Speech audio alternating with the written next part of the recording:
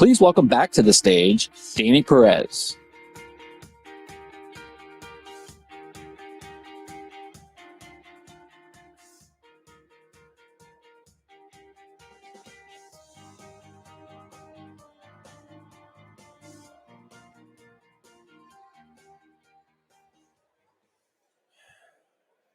Good afternoon. Can everyone please take their seats so we can get the luncheon started?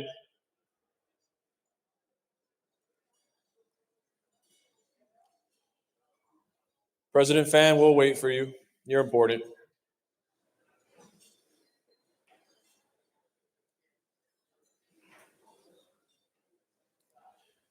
Thank you, ladies and gentlemen. Good afternoon and welcome to what promises to be an invigorating States and National Policy Summit lunch. I hope everyone enjoyed their workshops, their town halls, and caucus meetings, and are looking forward to all the wonderful events that we have scheduled later this afternoon. But before we begin, I'd like to invite Arkansas State Senator Jim Dotson to come up and lead us in prayer.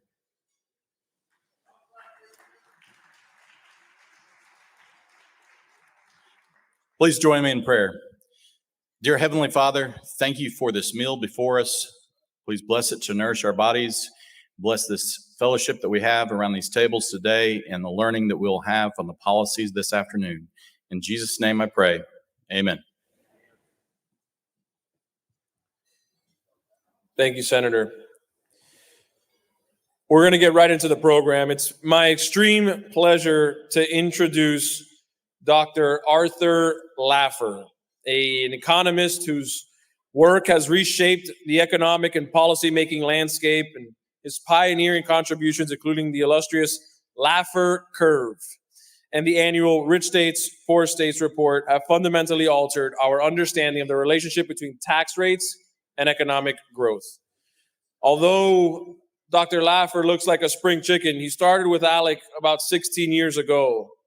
And like I said, he established the Rich States, Poor States, which has been something that we've been able to measure each state against its greatest competitors. And over the last several years, Utah has had a stranglehold, but you're starting to see some states start to climb in the rankings and others decline in the rankings based on their policy. We also have the Laffer Award for Economic Excellence that's named after him, and we're very grateful for everything that he's done. His reach spans across many roles, and as a distinguished economist, advisor, educator, his influence has shaped and corrected economic policies both here and across the globe. His dedication to fiscal responsibility and advocacy for market-driven solutions earned him the Presidential Medal of Freedom, among other prestigious awards. Ladies and gentlemen, he is a dear friend of mine. He still uses a flip phone. He looks younger than ever, but I'd like to welcome Dr. Art Laffer to the stage.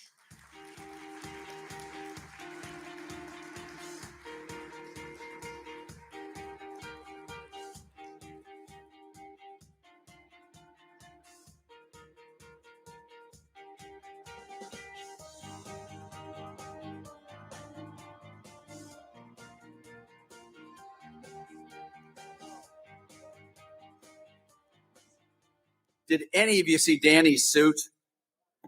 I mean, my God, are you Miami, Danny, or are you Miami? I mean, blue. I mean, it's way cool.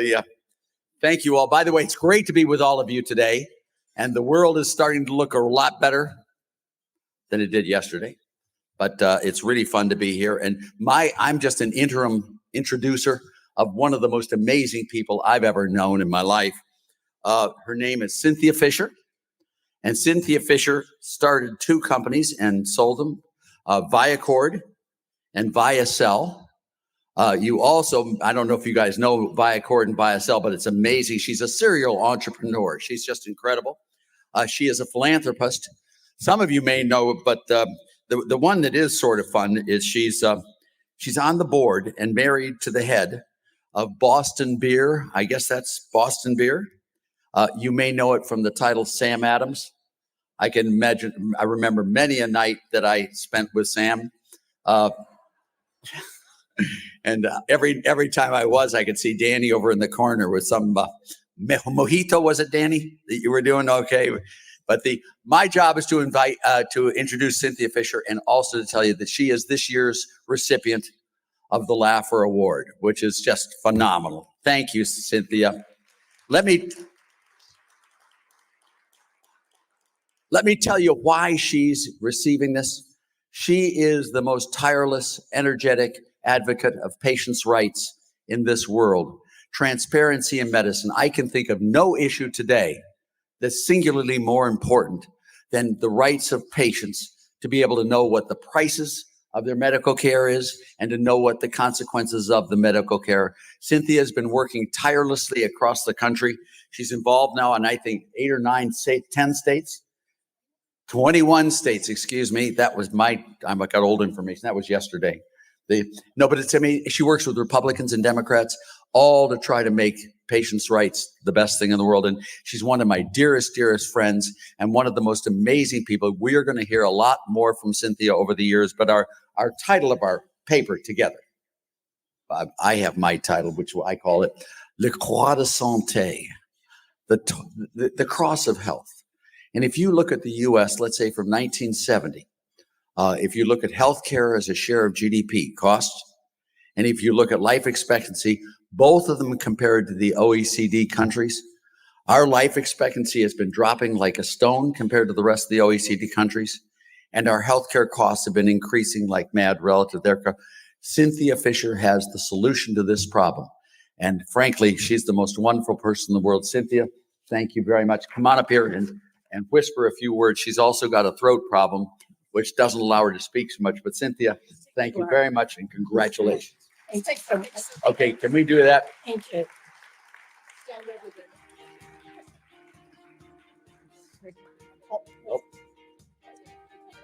I'll call it.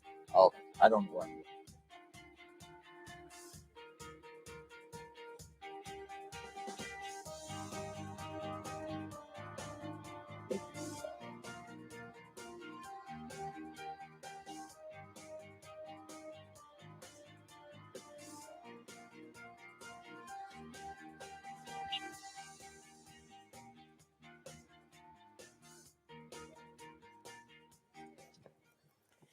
Thank you, Dr. Laffer.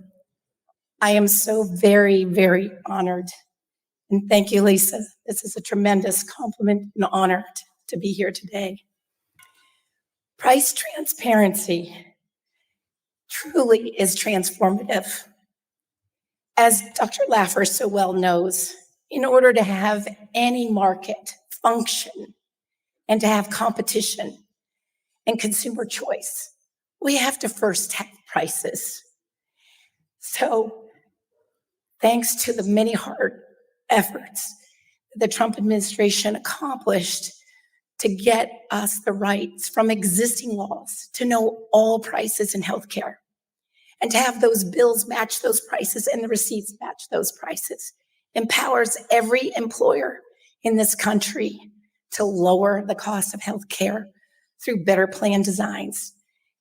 Price discovery ushers in quality and outcome discovery. So to address the very issue Dr. Laffer just said, that we're paying over 2 times more for healthcare than any developed country, and we're dying 4 years earlier than the average country. To reverse that, we need price, transparency, quality, and outcomes, and the well-informed consumer to benefit from a functional market. And ALEC is leading the way. In 18 months since ALEC first draft legislation for all of you to take home to your states, 21 states have passed either in the House or the Senate or even through their state at governor sign-in transformative laws to empower all of us with all actual prices from hospitals and insurance companies. This is huge. In 18 months, you are leading the way, and many Democrats have supported this truly in a bipartisan way across the country. So all I can say is keep it going. It is up to all of you to keep this going to lower the cost of healthcare and improve quality lives and outcomes for all of us, and to turn around that Laffer-Fisher curve to make it that we live longer lives at a far lower cost. Thank you so much. We're going to keep blazing the trail, and our organization, patientrightsadvocate.org, is with you all the way. We will testify in your states, and as Dr. Laffer knows, the truth is in the numbers, and we'll provide you all the data you need to help your cause for all your constituents. Thank you.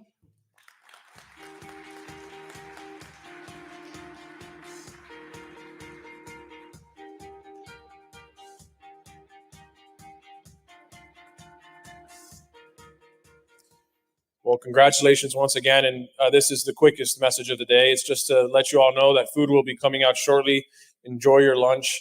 And then we will have some more speakers after the lunch. Some great minds, some good ALEC minds. I don't want to tell you who it is. It's just Newt Gingrich. That's it. Not a big deal. I don't know if you guys have heard of him, but the quicker you eat, the quicker we get to hear from him. So take less bites. Thank you, guys.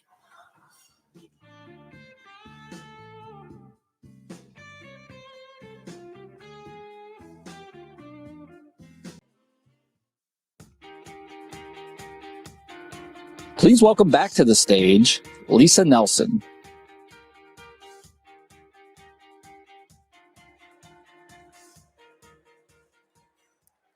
Thank you. Hope you're enjoying your lunch. You know, not many people have the courage to stand for what they believe, to take a chance, risk it all, and grasp for the brass ring. Naysayers may dismiss such actions, but that's when I'm reminded of something Teddy Roosevelt once said, and I'm paraphrasing here. It's not the critic who counts, but the man who actually is in the arena, whose face is marred with dust, sweat, and blood, who strives valiantly, who spends himself a worthy cause, and knows the triumph of high achievement. Tom Lewis is a man who spends himself for a worthy cause and knows the triumph of high achievement. From humble beginnings to the top of Arizona's business community, Tom is best known as founder and CEO of the T.W. Lewis Company, where his company has built over 5,000 luxury homes in this area. As the recipient of numerous awards, including America's Best Builder, the National Housing Quality Gold Award, and was the first inductee into the National Housing Quality Hall of Fame. In 2000, Tom and his wife, Jan, formed the T.W. Lewis Foundation to support local, national nonprofits focused on helping families, on helping youth Christian education programs, and civic-minded causes that strengthen America. 20 years later, he published the award-winning book that is on your chair, Solid Ground, which concentrated on the simple values of integrity, hard work, honesty, and drive. We've had Tom Lewis come and speak to our ALEC staff about this book, and we've circulated it to all of our leadership. It's fabulous. I know you're going to enjoy it. Earlier this year, Tom made the decision to pull his funding from Arizona State University after students and faculty pushed back against speakers from the T.W. Lewis Center for Personal Development Speaker Series. His decision made headlines, both here and across the world. Recently, others have followed Tom's example as high-dollar donors began pulling support from colleges and universities around the country for failing to provide students with a free and open opportunity to learn. Ladies and gentlemen, it is my great honor to introduce to you a true philanthropic advocate and patriot, Tom Lewis.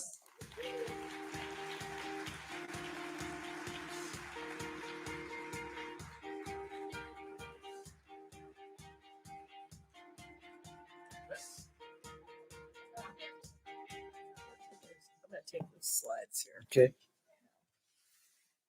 Wow, those lights are bright. Lisa, thank you for that, and I appreciate your comments there. And I want to say welcome to everyone here. It's really a pleasure for me to be able to talk to people that are involved in the state governments of America. states have always been considered the laboratory of democracy. And I had my first experience yesterday testifying in front of the state legislatures. And it was really a very impressive laboratory of democracy where the real desire is to hear from both sides and then try to make the right decision. So I really want to thank each of you that are here today, the people that are running our state governments, and tell you how much that we value the importance of the work you're doing. It's also a good time to be reminded that the states created the federal government, not the other way around. So let's give that some people tend to forget that. I think we all know that today America is under attack from within. Political activists have taken control of our federal government, most of our state governments, all of our public universities, and they're now getting entrenched in our K through 12 education.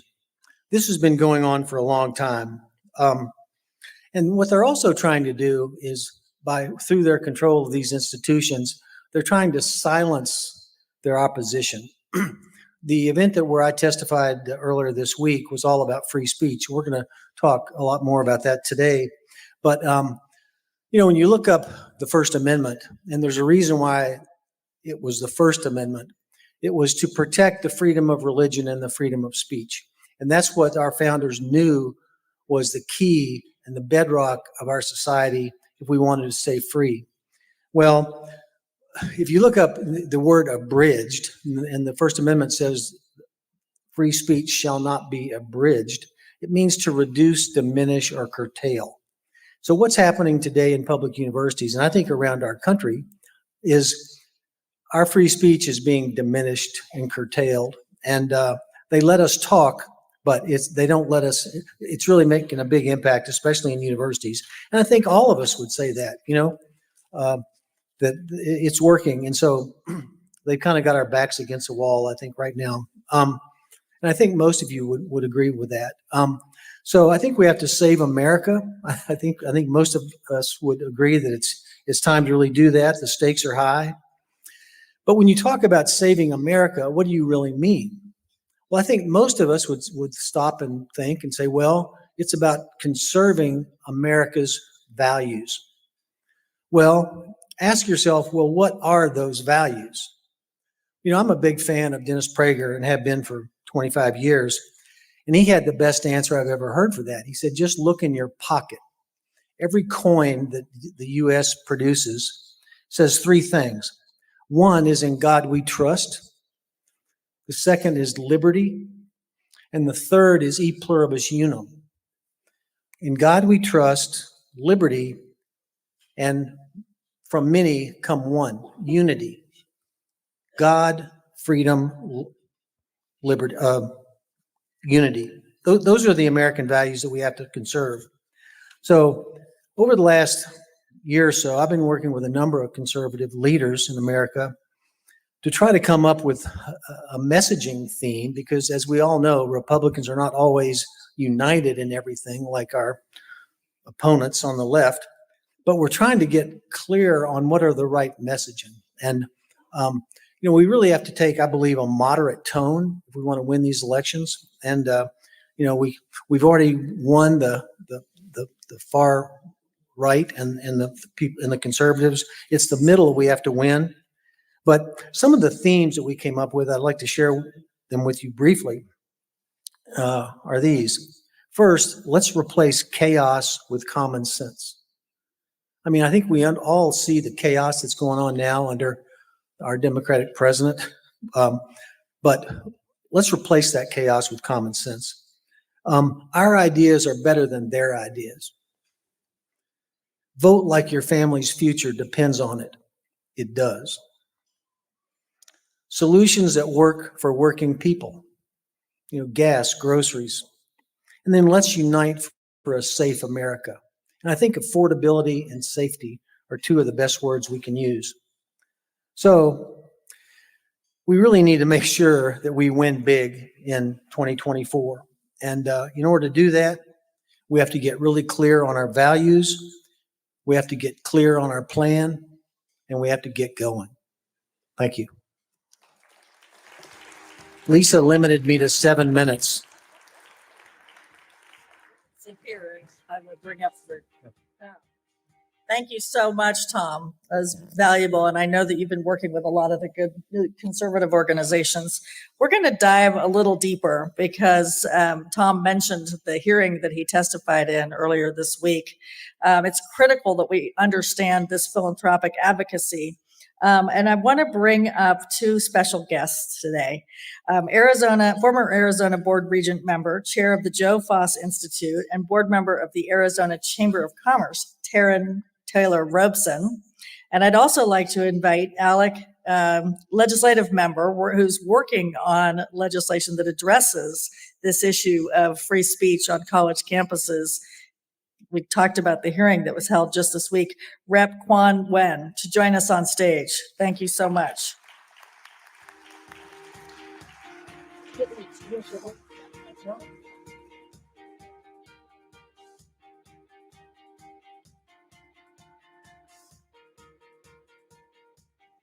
Well, thank you so much. And I might just start with you, Tom, because we talked about this free speech issue and what's going on college campuses. I know everybody in the room is watching this with horror as things play out with Israel and some of the other issues. But just this past Monday, you provided that testimony to the Legislative Ad Hoc Committee on Freedom of Expression at the Arizona Public Universities regarding intimidation by faculty and some students at ASU.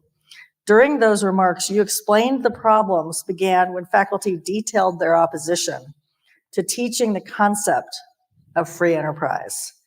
You also noted that the faculty had no accountability and that no one, not even the university, could tell them what to teach. Can you explain some of the challenges that you are facing in dealing with the faculty at ASU and any other universities that you may have been working with? Well, there's a lot to talk about when we talk about free speech in America, and pardon me for referring to my notes, but I can't remember it all. It's so vast. But I guess I'd start by saying that the freedom of speech problem we have in America is much bigger than most of us think. I mean, because they are trying to suppress or abridge any thought that they don't agree with. And so it's happening in universities, it's happening in the media, it's happening in corporations, it's happening in the public square. Mm-hmm. And it's working. I'd say it's working. Now, we're totally polarized, I think, with the other side. I'm going to say that mostly polarized, that conservatives, as I told Newt Gingrich here at lunch, as conservatives, we overvalue the past, and liberals overvalue the future. I mean, so I would admit to that. But what we believe as traditionalists is that America is good. The goodness of America, we believe in that, the principles, faith, family, and freedom. The left sees America as flawed. It has the what's called, the stain of slavery, which we all, nobody supports that anymore, and for a long, long time. And every country probably went through that, but they won't let us forget that. I mean, so basically they're looking for some reason to not love America, and that's the best one they could find. And as we all know, the left is wonderful at definitions, and they're constantly redefining things. And so when it comes to free speech, they know that that's the way they can push their ideas, down everybody's throats without opposition. So they've redefined free speech into good speech and hate speech. Mm-hmm. And so now on campuses and anywhere, you can't say that. That's hate speech. When we tried to bring Dennis Prager and Charlie Kirk to speak at ASU, the faculty erupted, calling them haters and homophobes and all kinds of names like that. And it really was so obvious that it really blew the topic wide open and exposed, I think, what's really going on in our faculty, which is a 40-year march to take over our public universities. So the two places really where where freedom of speech are being attacked the worst is in our government and our universities. Now, in our government, let me just remind you about the Hunter Biden laptop cover-up by the federal government, by the cover-up of the Chinese Wuhan lab theory. They disallowed alternate views on what caused COVID. They talked about misinformation. I think at one point, President Biden tried to appoint a minister of truth, but that kind of didn't go over very big. Since Biden has taken office, he's censored the opposition. He's weaponized the federal government toward his political opponents. And locally, there's a large Christian university based in Phoenix called Grand Canyon University. And the Biden administration has fined them $38 million for some tiny little infraction that they're accusing them of. But it's really just another example of the weaponization of our own government and in an attempt to control free speech, I would say. And hopefully the Missouri versus Biden Supreme Court decision that is in the works will make a big difference there. And then we get to public universities. 63% of college students today feel intimidated or suppressed. 44% believe it's okay to shout down a speaker that you don't agree with. And 41% believe that violence is okay to counter hate speech. So where did they learn this? I don't think they learned it from their parents. I think they learned it in school. Last month I was at the University of Kentucky, which is my alma mater, and the Young Americans for Freedom group had sponsored Matt Walsh to give his "What is a Woman" speech with my support, I would add. And the leftists pulled down all the posters, and the university did nothing about it. And so if the reverse were true, that certainly wouldn't have happened. So I think this whole idea of victims and oppressors is being taught to our students, and we just have to change that. It's been happening for a long time, and it's pretty clear that that's where it's starting. And then also all the diversity, equity, inclusion, critical race theory, ESG, SEL, all those things are intended and are working in our colleges to suppress conservative thought.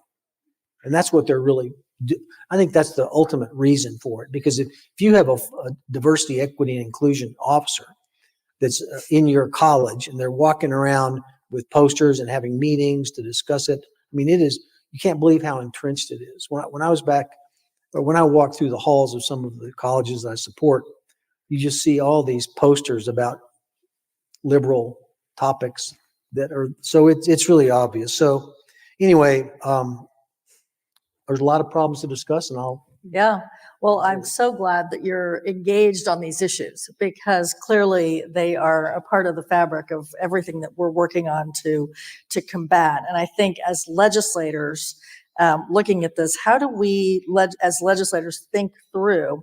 I mean, we're appropriating funds for some of these college campuses and things like that. And Representative, when your perspective on this, because of your own experience, born and growing up in communist Vietnam, during the Joint Committee on the Hearing, you made a powerful statement. I grew up in fear.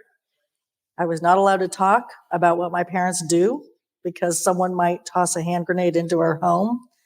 And you've seen the end of the story with the fall of Saigon, where there's only one viewpoint in the end.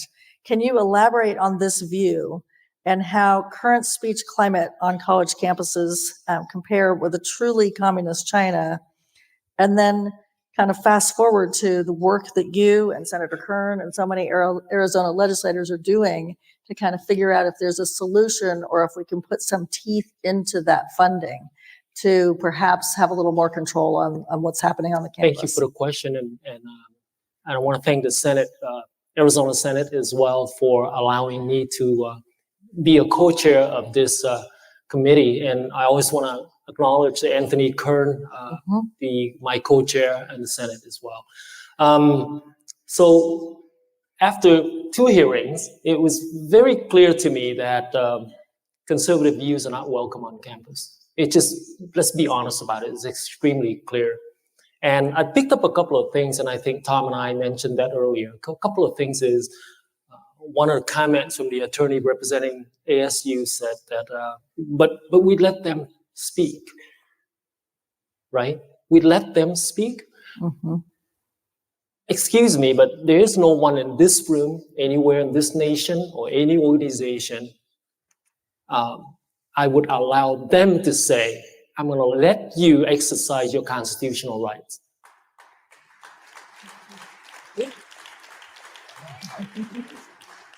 There is something inherently wrong with that statement. The other one I picked up was interesting. We have a portal that would allow you to anonymously submit your complaints. Anonymously, and I actually brought it up. Why do I need to speak to you anonymously? Right. Right? Is there a fear element somewhere in here that we don't know about? How about Mr. Attorney go back to ASU and said, why would you ever need for people to anonymously submit their comment? Well, we'll go back and ask. Mr. Lewis, you saw how many times the attorney said, we're going to go back to ASU and ask. And so I'm going to tie this in a little bit with the fear factor. The reason I can't talk about it because I'm afraid of something, right? The third disturbing thing that I noticed I saw was, the fact that professors were outside of the entrance taking down names. So when I asked the question, is that a normal procedure for ASU? He said, yeah, that's normal procedure. I got to tell you, it's called North Vietnam. When people start taking names down, you should be concerned. We should all be concerned. So if this were a movie that we're watching today, I'll just say it. I've seen the end of it, and it's called The Fall of Saigon. When we have one single view, and that only one single view is accepted by a guy named Ho,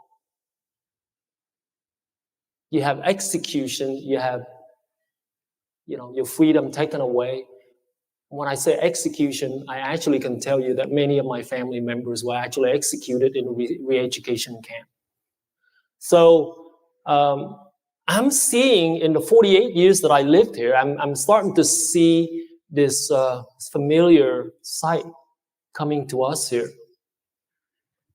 So I just want to say this. There are no more helicopters on rooftops. This is it. We have nowhere else to go but to defend this place.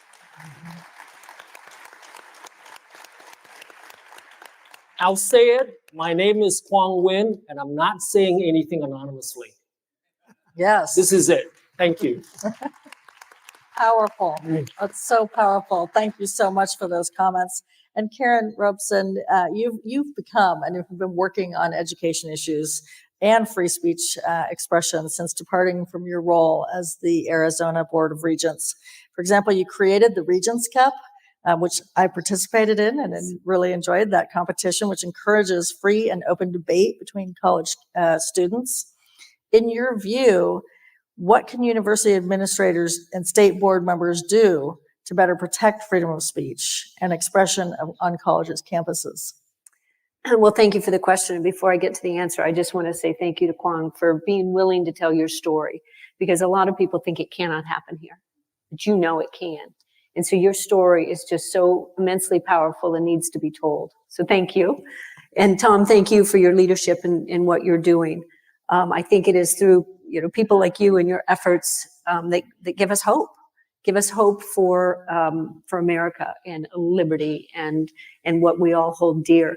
So the Regents Cup, I have to set a little more context. When I was dropping my son off at school one day to high school, he out of the blue said to me, "Mom, they're for diversity of everything but thought."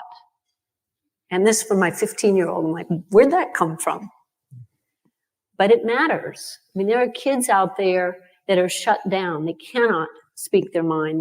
They're canceled. They're shut down. Their grades are impacted. So a couple years later, I was appointed to the Board of Regents. And so I made it a mission to create a free speech competition among Arizona's 3 universities.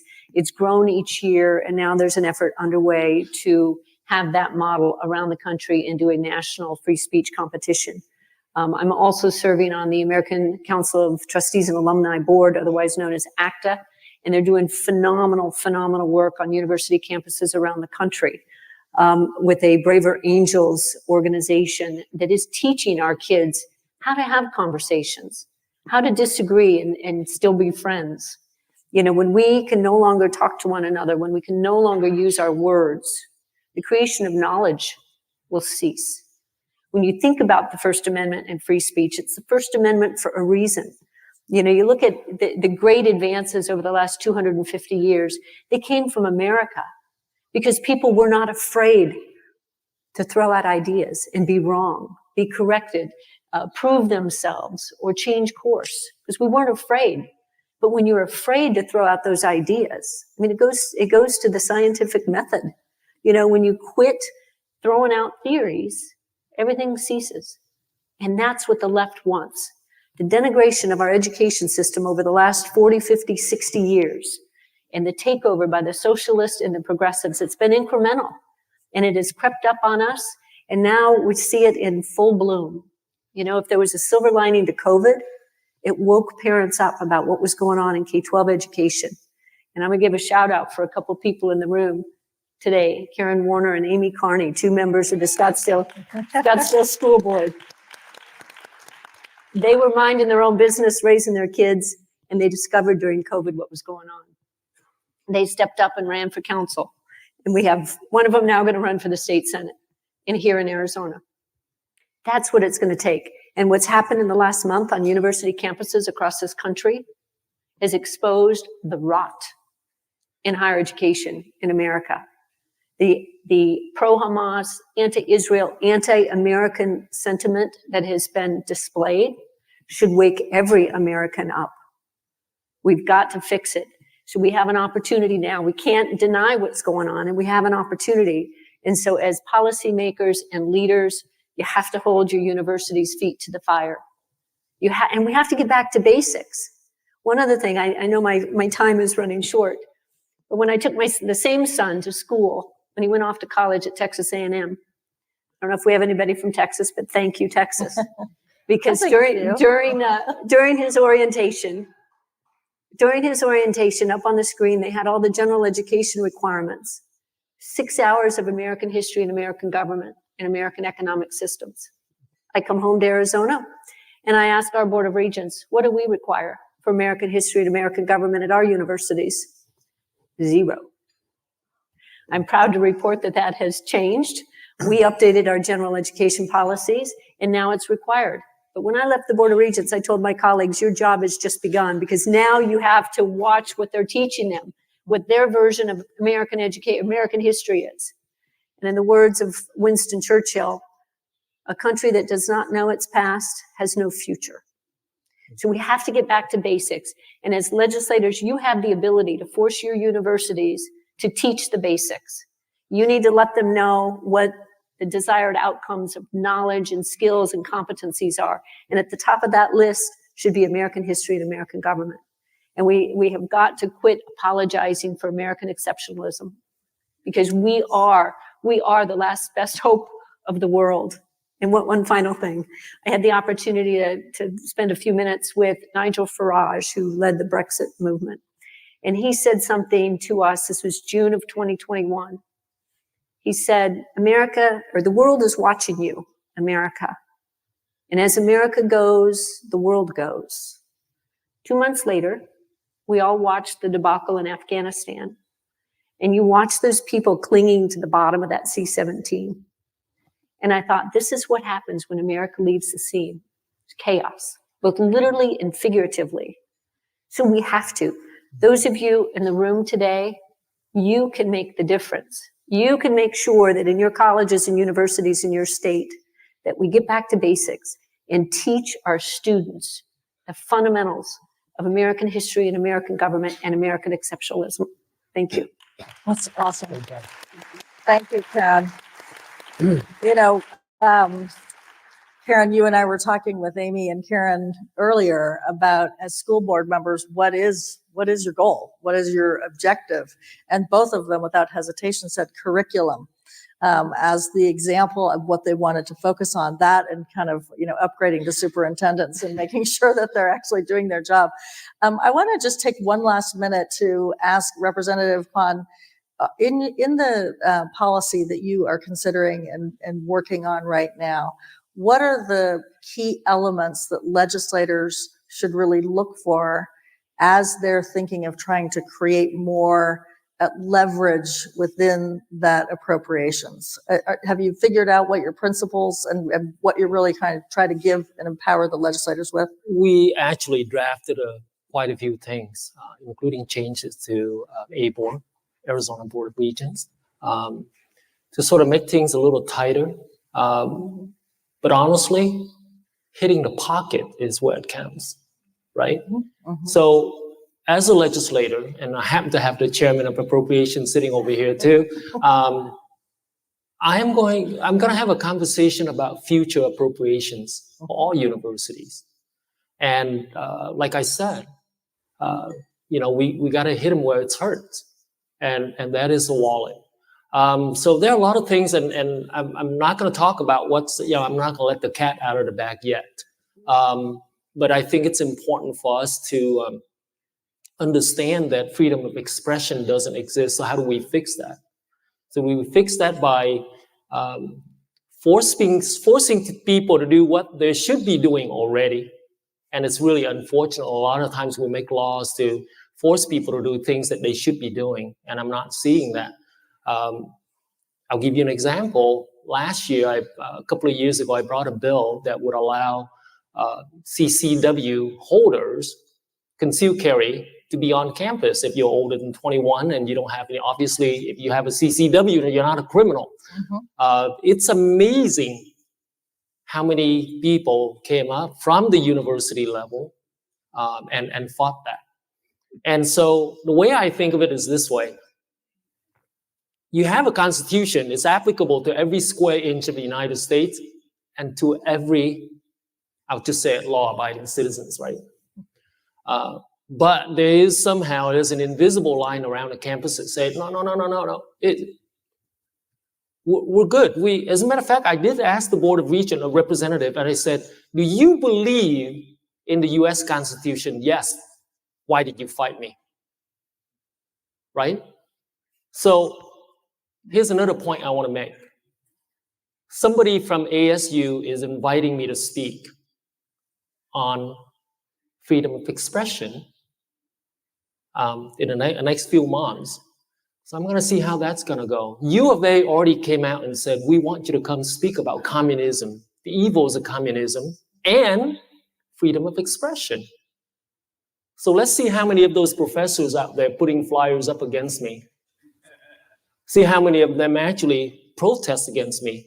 That, Mr. Lewis, would make our points, correct? So I can't wait for that to happen. And just so you know, the left has been calling me a white nationalist. I'm just letting you know. That's right. I even have a name that's not common to just about anybody. So I trying to explain to them that, you might want to find a different term to describe me. So they came back and actually said, and I quote, these days, you don't have to be white to be a white nationalist. There you have it. They've redefined everything.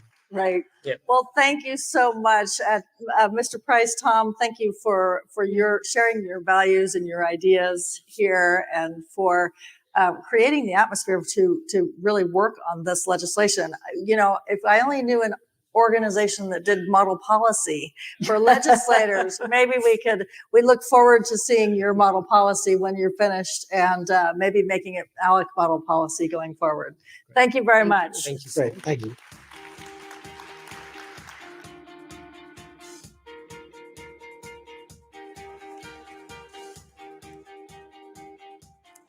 Well, thank you so much. I really appreciated that conversation. Please everyone be on the lookout for this to be on the forefront next year. Something tells me that it might be up for official model policy, as I mentioned, and consideration very soon. We're not done yet. In 1994, Republicans in the U.S. House of Representatives were suffering through a 40-year-long losing streak. Never quite able to crack that 218-seat code needed to take control of Congress, a handful of idealists led by Newt Gingrich gathered under the direction of his inspiration to create the Contract with America. I had the personal privilege of being a part of that, so it was very fun. That's when everything changed, and America was introduced to Newt Gingrich, a giant of public service, a communicator of policy trends. He tirelessly works to create a better version of America, an America where the streets are safe, business is booming, and the government is a heck of a lot smaller than it is today. It is because of optimists and visionaries like Newt Gingrich that these dreams are still within reach. Ladies and gentlemen, my old boss and friend, Newt Gingrich.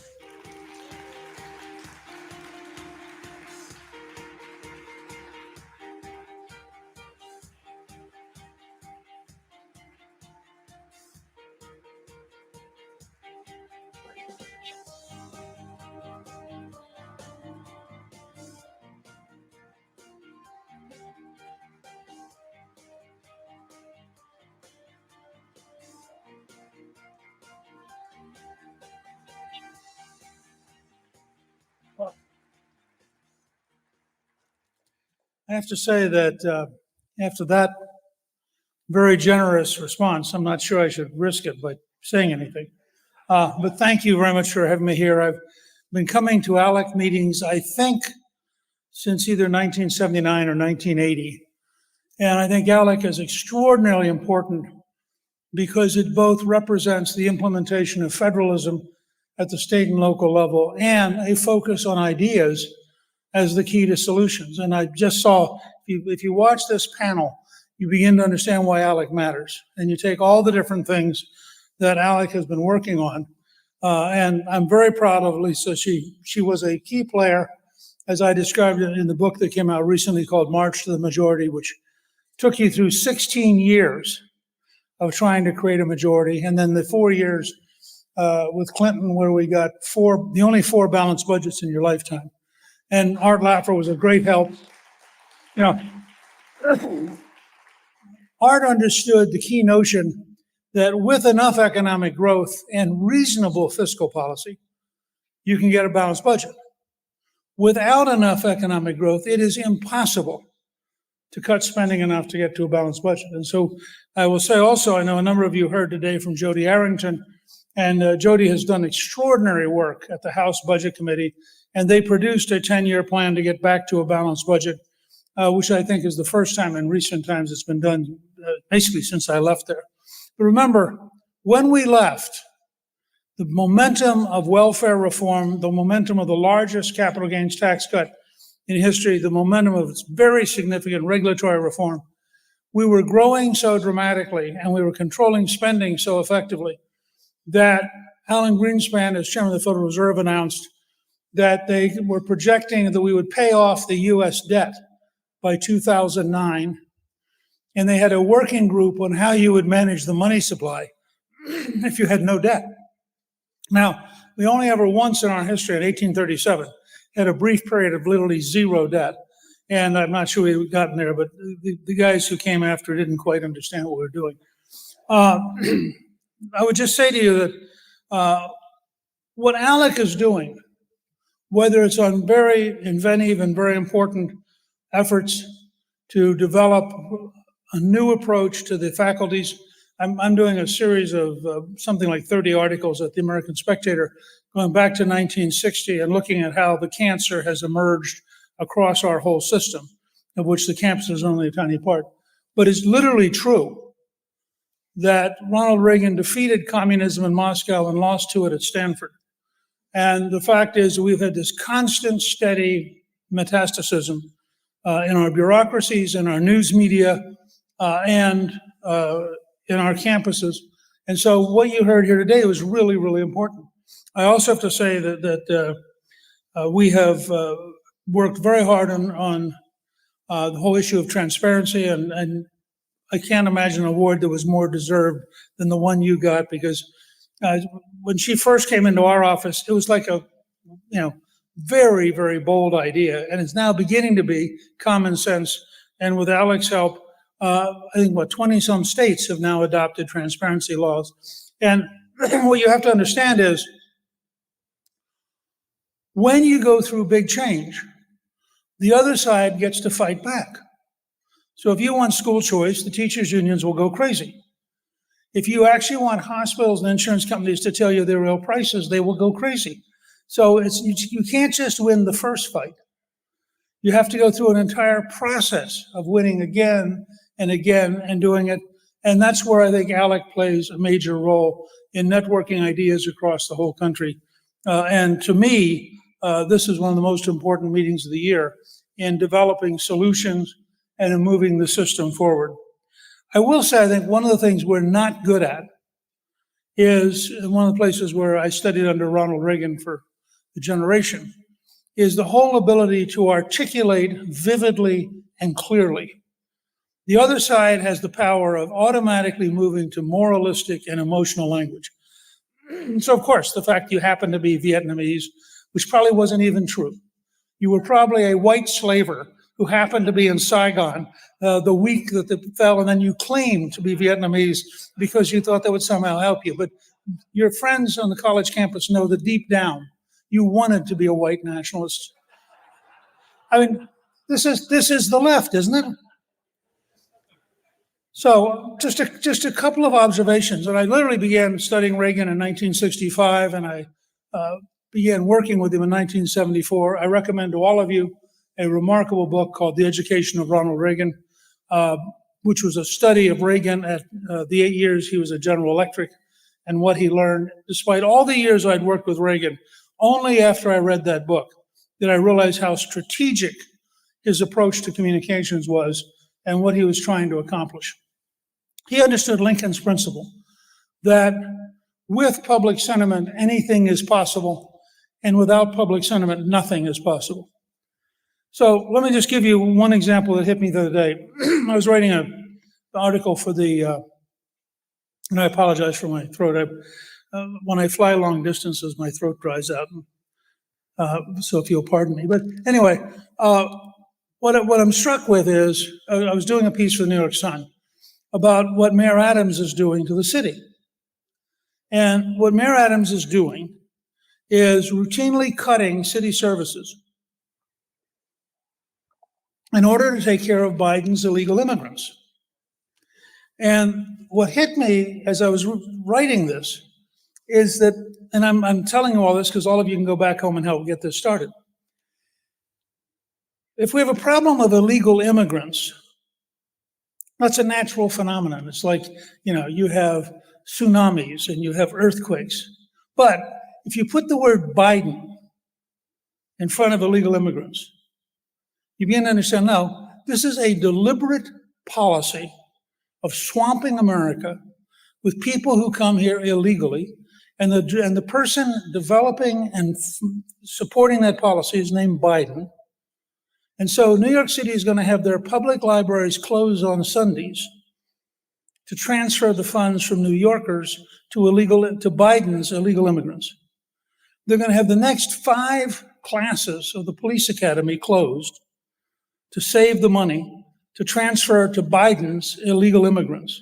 Now, the reason I say this is, and I was meeting earlier with the Michigan delegation, and I'll mention to some of you who may want to talk to the folks here from Michigan. I'm very happy to do Zoom meetings with state legislative groups to share ideas, to talk about solving problems.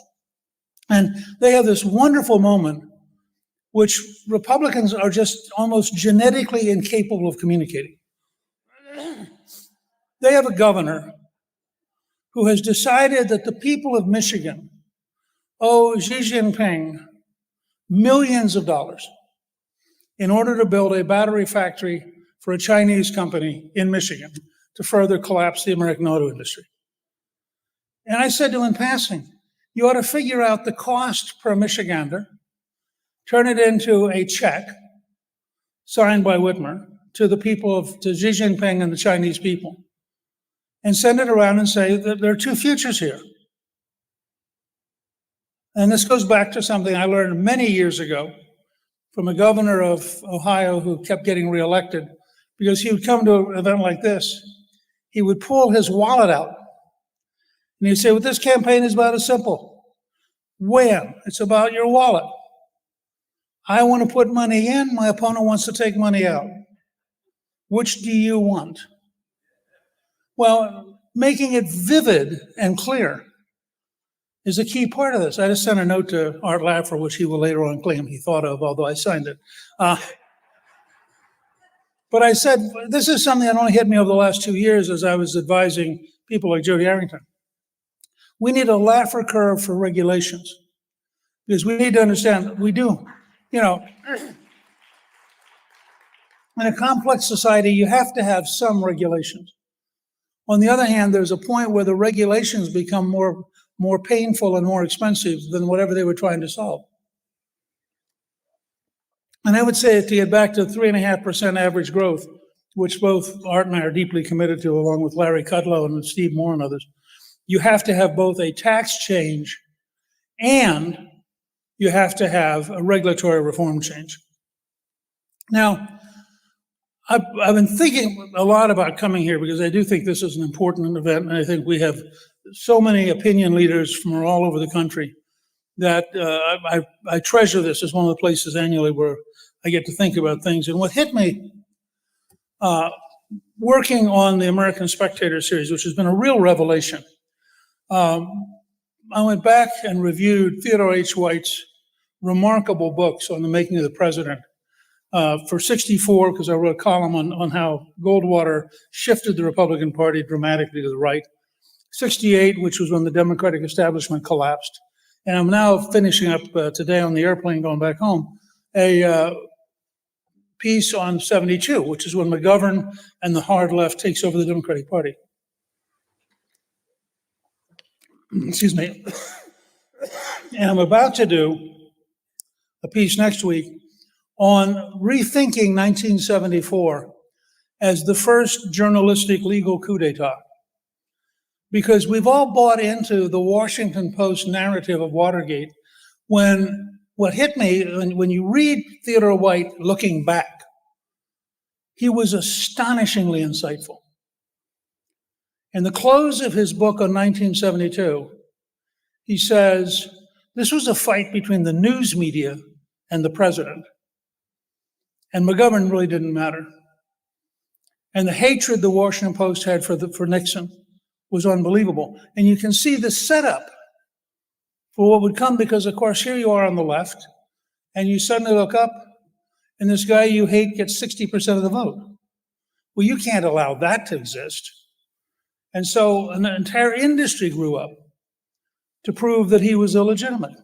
And it's amazing when you go back and you look at this stuff.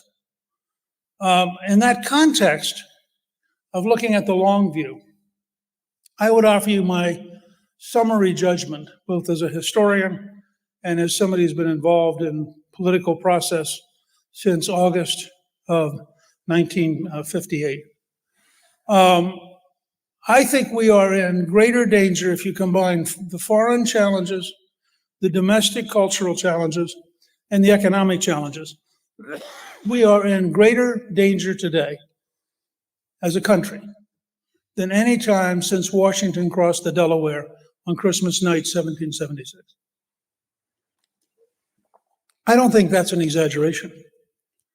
I think that we are all kidding ourselves. I've been telling people that to understand the left and its approach to violence, whether the violence is a criminal or a terrorist or Russia, you have to assume that they saw The Lion King and they thought it was a documentary. And they believed that lions and zebras sing and dance together. And when you say to them, lions actually eat zebras. They go, no, they don't. Didn't you see the movie? Why are you behaving so anti-lion? And that's why things like the savage assault of October the 7th they always come as a shock. 900 cars have been carjacked in your nation's capital by Thanksgiving. And it's a shock. And so what hit me, though, was we're equally guilty. We keep believing in a fantasy world. The fact is today, we have three huge assignments as citizens, not as politicians, not as Republicans or Democrats, as citizens. The first assignment is to have an honest assessment of the requirements of survival. We are so underestimating the dangers of nuclear war. We're so underestimating the dangers of indirect conflict using cyber and other capabilities. We're so underestimating the spread of terrorism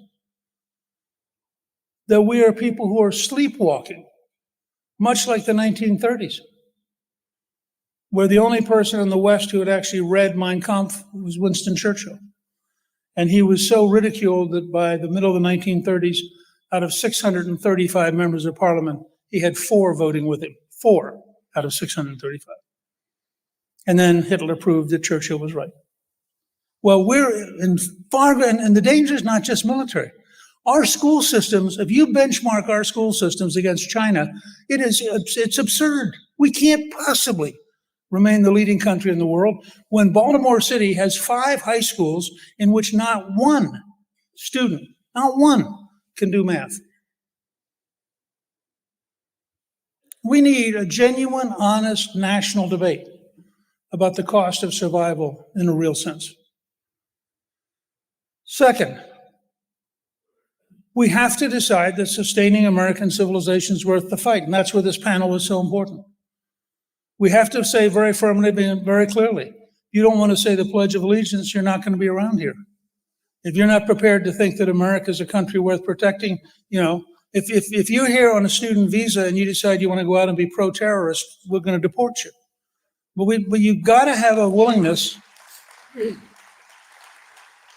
And I think, frankly, not only should we be looking at the public universities, but I'm increasingly inclined to think we should take away the tax-deductible status of the great private university.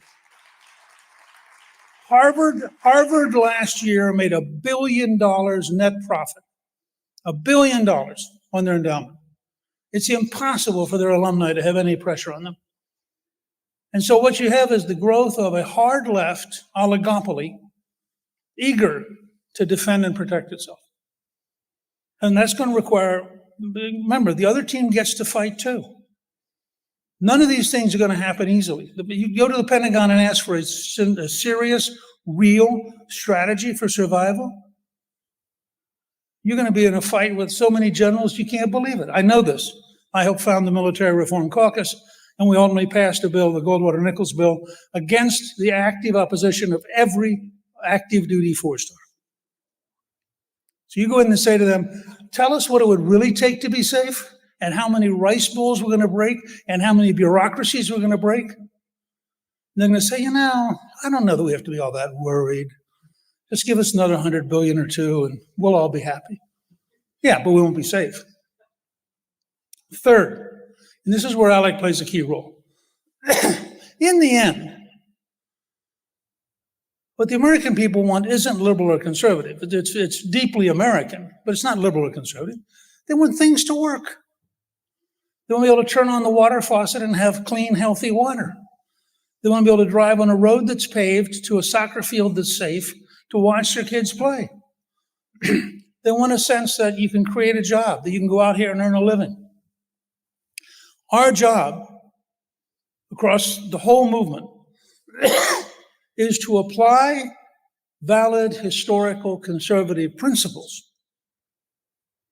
in a way that solves problems, and can be explained to the American people as to why their life will be better. So when we talk about health transparency, the key is you will have better choices with your doctor. You'll know in advance what it's going to cost you.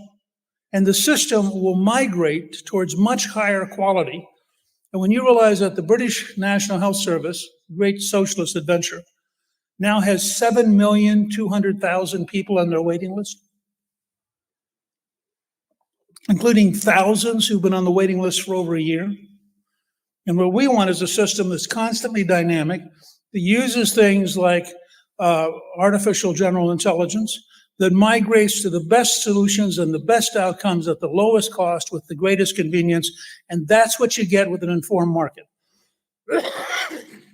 Now, when you go do that, as you've learned, every oligopoly, including your local hospital, including the pharmaceutical company, including the medical technology company, including the insurance company, every single one of them is going to go, oh, it's so complicated. You don't understand. What they really mean is, I want the money. And so what we want to explain to the American people is, we want you to have better choices for better outcomes at greater convenience at lower cost with a constantly evolving use of technology and science to save your life and your children's life. That is a system that can, in fact, win the country. Excuse me again, I apologize for my voice. So, do we have a couple minutes for questions or not? You are my leader. So this is a great system. She is my leader, so she's turning to whoever her leader is. I'm going to get a floor mic, but are there questions? We probably have time for one or two. Anybody have a question? Yes. Yes, right here.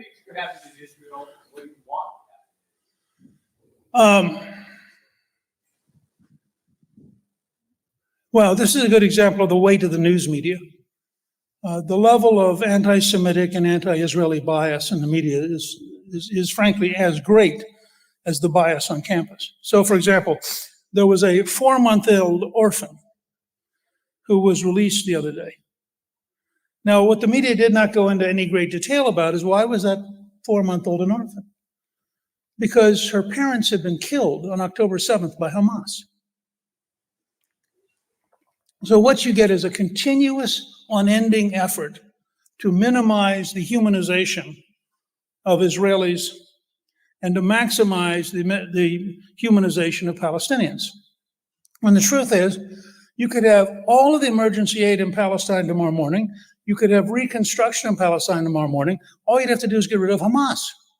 So the number one, to use the language of the Iranians, the number one bad player is Iran. The number two bad player is Hamas. Both of them are deliberately bad. The Iranians recently, they routinely chant death to America and death to Israel. Recently, the Ayatollah said, this is not a slogan. This is a policy. Okay? Hamas has said recently, they had one of their people on television saying, we're going to attack again and again and again until there are no Jews left. Now, my personal view is they have to destroy Hamas, period. I'm for the most humane effort. I'm for the most careful effort. I'm for minimizing civilian casualties in a world where you can't tell who the civilians are. But I also think we have to put some real responsibility on the Arab world. You know, thousands are being killed in Syria. No, that's not a big problem. Thousands are being killed in Yemen. That's not a big problem. But if the Israelis go in after people who massacred the equivalent of 37,000 Americans, do you know how endlessly ruthless we would be if 37,000 Americans were butchered by terrorists? And frankly, when I see somebody who cuts off the heads of babies, I'm sorry, this may be a sign that I suffer either from white guilt or something. I don't want to, whatever thing the left wants to say, I accept it. I think an organization which cuts off the heads of babies is evil, and evil should be destroyed. Thank you all very, very much.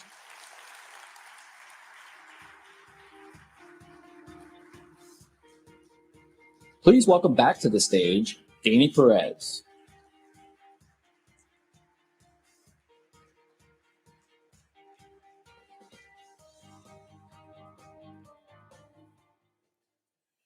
Thank you for that, Mr. Speaker. This is probably the third time that I've been able to listen to the words of Speaker Newt Gingrich. And I feel very confident in stating one of the biggest regrets that this country will have to the detriment of the American people is not seeing Speaker Gingrich as President of the United States during his time. He's a visionary and, quite frankly, a good American. And when he speaks, we need to listen. So, Speaker Gingrich, thank you so much for being here with us today.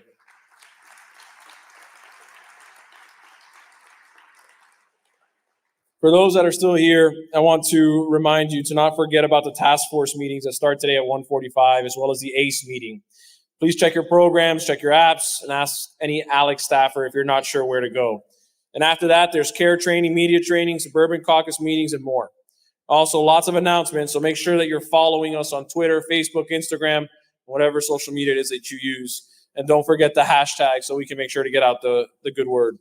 Thank you. Have fun. Enjoy the rest of your day. Take care.